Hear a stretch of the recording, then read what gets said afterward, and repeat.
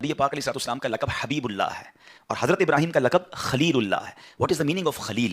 خلیل کہتے ہیں دوست کو. ہی از دا فرینڈ آف اللہ سبحانہ و تعالیٰ. اچھا، آپ کو جو لقب ملا نا، یہ بھی بڑے کمال کا واقعہ ہے. آپ ایک بار کھانے کا ٹائم ہوا تو آپ مہمان کے انتظار میں بہت ڈھونڈا، باہر نکلے، ڈھونڈتے رہے، کوئی مہمان نہیں ملا. واپس آئے تو آپ کے گھر میں ایک شخص موجود تھا. آپ نے کہا میرے گھر میں آپ کیسے آ گئے؟ کس کی اجازت سے آئے؟ کیسے آئے؟ تو کہا میں انسان نہیں ہوں، میں فرشتہ ہوں. تو کہا اچھا کس لیے آئے ہو؟ کہ اللہ کا پیغام لے کر آیا ہوں کہ اللہ نے اپنے ایک بندے کو اپنا دوست بنا لیا ہے، خلیل بنا لیا ہے. آپ بڑے ایکسائٹیڈ ہوئے. آپ نے کہا جلدی بتاؤ وہ بندہ کون ہے؟ اگر اس کا گھر بہت بھی دور ہوا تو میں بہت ٹریول کر کے بھی اس کے پاس جاؤں گا اور اس سے ملوں گا جس کو رب نے خلیل بنا لیا ہے. تو فرشتہ کہتا ہے حضور کسی اور کو نہیں، اللہ نے آپ کو ہی اپنا خلیل بنایا ہے. آپ کہتے ہیں what is the reason behind this? وجہ کیا ہے؟ مجھے خلیل کیوں بنا لیا؟ اب عاجزی بھی دیکھیں نا. تو کہا کہ اچھا اب حضرت ابراہیم کے اتنے واقعات ہیں، یقین کریں میری one of the favourite personality ہے، میں اتنا پڑھتا ہوں ان کو، اور قرآن میں اتنے واقعات حضرت ابراہیم کے ہیں جو اپ اینڈ ڈاؤنز آپ کی لائف میں ہے نا، اور جو قربانی آپ نے دی ہے. یعنی اگر ہم دیکھیں ہماری بہت ساری عبادتیں وہ ریلیٹڈ ہیں حضرت اس خاندان کے ساتھ. خالی حضرت ابراہیم نہیں، حضرت ابراہیم اور آل ابراہیم، حضرت اسماعیل علیہ السلام، بی بی ہاجرہ، یعنی اس فیملی نے جو کام کیے نا اس دنیا کے اندر، اور اس کی بنا پر اللہ کو کتنی پسند ہے یہ فیملی کہ ان کی یادیں فرام لاسٹ 5000 ایئرس، 5000 سال سے زیادہ ٹائم ہو گیا ہے، مگر آج بھی مسلمان ان کی یاد کو کیسے مناتے ہیں، کتنے شوق سے مناتے ہیں. ہماری قربانی، ہمارا حج، ہمارا عمرہ، ہم جو زمزم پیتے ہیں، یعنی اگر آپ دیکھتے چلے جائیں تو کتنے ہماری ایسی عبادتیں ہیں جو حضرت ابراہیم علیہ السلام اور ان کی آل کی ہم یاد میں کر رہے ہوتے ہیں. اس کو الگ سے انشاءاللہ ڈسکس کرتے ہیں کہ یادیں کیوں باقی رکھی گئیں. یہ بھی بڑا خوبصورت ٹاپک ہے. اچھا پھر تو فرشتے سے آپ نے پوچھا کہ میں نے ایسا کیا کام کر دیا کہ اللہ نے مجھے اپنا دوست بنا لیا؟ تو کہا آپ کا یعنی بہت سارے اوصاف ہیں، لیکن جس وصف کو یہاں ہائی لائٹ کیا گیا کہ فرمایا کہ آپ کسی سے مانگتے نہیں ہیں بلکہ آپ لوگوں کو خود ہی عطا فرماتے ہیں.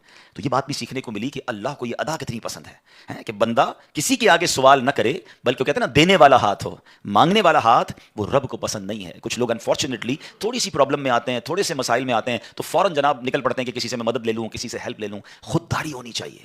اللہ کو یہ بڑا پسند ہے. پھر اللہ نوازتا بھی ہے اس کو. کہتے ہیں نا کسی کا احسان کیوں اٹھائیں، کسی کو حالات کیوں بتائیں، تم ہی سے مانگیں گے تم ہی دو گے، تمہارے در سے ہی لو لگی ہے. اللہ اور اس کے رسول کی طرف توجہ ہو، دنیا والوں کو نہ بتایا کریں. Let's move forward. اچھا سب سے پہلے ہی آپ نے ملاقات میں لوگوں کو گلے لگایا. معانقہ جو ہے نا یہ بھی سٹارٹ کیا حضرت ابراہیم علیہ نبینا علیہ السلام نے. سب سے پہلے ہی آپ نے ثرید، یہ قسم کا کھانا ہے روٹی اور شوربے کو ملا کر بنانے والا، یہ ثرید بھی حضرت ابراہیم علیہ نبینا علیہ السلام سے منسوب ہے. اچھا حضرت ابراہیم کی اگر ہم سیرت کو پڑھتے ہیں بہت سارے ہسٹوریکل واقعات، یعنی قرآن میں کئی واقعات ہیں، ایک دو واقعات نہیں. میں کوشش کروں گا آپ کی سیرت، تو میں نے کہا نا کہ اتنی طویل ہے کہ اگر شاید ہم اس پروگرام کو 3-4 قسطوں میں کریں تو بھی جا کے حضرت ابراہیم کی سیرت کو کور کرنا اتنا آسان نہیں ہوگا، لیکن میں شارٹ کوشش کروں گا کہ ہم ان چیزوں کو ڈسکس کرتے ہیں. حضرت ابراہیم علیہ نبی علیہ السلام کی ایج ہے 17-18 ایئرس، ایک روایت کے مطابق 20 سال. آپ کی جوانی سے سٹارٹ کرتے ہیں، ٹھیک ہے.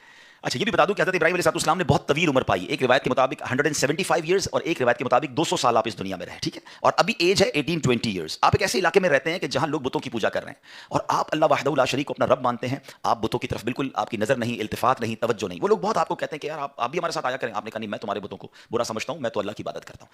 اچھا وہ لوگ ہر سال ایک میلہ مناتے تھے اور اس میلے میں کیا ہوتا تھا کہ وہ ماد اللہ ناچ گانے رنگ رلیاں یہ سب بناتے تھے. تو اب کیا ہوا کہ ایک دن وہ میلے کا ٹائم آیا تو آپ کو بھی انوائٹ کیا. آپ نے کہا میں تو نہیں آتا. سارا گاؤں سارے لوگ چلے گئے. آپ اکیلے تھے تو آپ بت خانے میں چلے گئے. جب آپ بت خانے میں گئے تو وہاں چھوٹے بھی بت تھے، بڑے بھی بت تھے. آپ کو بڑا غصہ آیا کہ یہ اپنے ہاتھ سے ہی بناتے ہیں اور اسی کو پوچھتے ہیں. آپ نے کلاڑا اٹھایا اور بتوں کو توڑنا شروع کیا. کسی کی ناک کاٹ دی، کسی کا ہاتھ کاٹ دیا، کسی کا پیر کاٹا، اور آخر میں وہ جو کلاڑا تھا نا وہ سب سے بڑے بت کے کاندھے پر رکھ دیا. اب آپ واپس آ گئے. جب وہ لوگ میلہ کر کے ناچ گانے رنگ رلیاں منا کر آئے اور جب اپنے بت خانے میں گئے تو بیکم سو مچ اینگری کہ یہ کیا ہوا، ہمارے خداؤں کو توڑ پھوڑ کے رکھ دیا، کس نے کیا یہ؟ تو سب لوگوں نے کہا ایک ہی بندہ ہو سکتا ہے جو نوجوان ہے ہمارے محلے میں، وہ ہمارے بتوں کو نہیں مانتا، وہ عجیب عجیب باتیں کرتا ہے، کسی اور خدا کی باتیں کرتا ہے. ان کو تو وہ باتیں عجیب لگ رہی تھی. تو اسی نے کیا ہوگا. حضرت ابراہیم کو بلایا گیا کہ آپ نے کہا ہے، آپ نے کیا یہ.